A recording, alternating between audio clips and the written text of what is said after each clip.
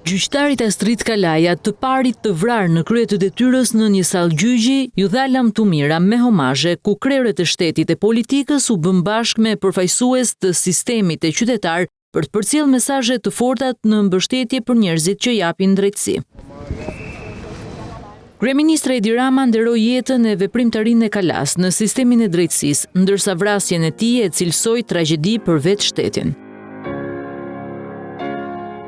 Presidenti Bajram Bega i shmangu deklaratat ndërsa pati një shtrëngim duarsh me kreun e SPAK Altin Dumani.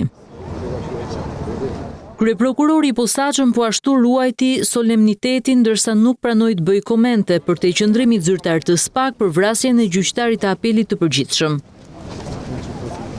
Në ditën e lamtumirës, përfaqësuesit e opozitës kërkuan shpalljen e gjyqtarit Astrid Kalaja dëshmor të atdheut, ndërsa përfaqësues të mazhorancës depozituan kërkesën që ai të nderohet me 1 minutë heshtje në seancën e të njëjtës në kuvend. Përveç faktit që Kuvendi i Shqipërisë duhet të mbajë 1 minutë heshtje në nderim të këtij simboli, tani më simbol të sakrificës më sublime në emër të shtetit të së drejtës, jo vetëm duhet propozohet që zoti Kalaja të shpallet dëshmori atdheut, por është nevojë ulëritse që Kuvendi nesër temë kryesore debatit të ketë sigurinë e jetës së çdo shqiptari.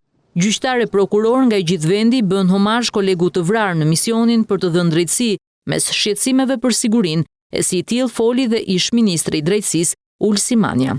Ngjarja është trondice.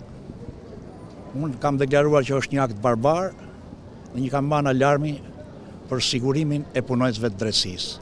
Gjyqtari Astrid Kalaja u vra të hënën në sallën e gjyqit nga Elvis Shkambi pasi shpalli një vendim për një çështje pronësie në Shkodër. Rakip dhe Elvis Kurtaj, palë kundërshtar në proces, mbetën të plagosur jashtë rrezikut për jetën nga plumbat brenda gjykatës. Gjykatësi do të prehet në qytetin e lindjes në Shkodër.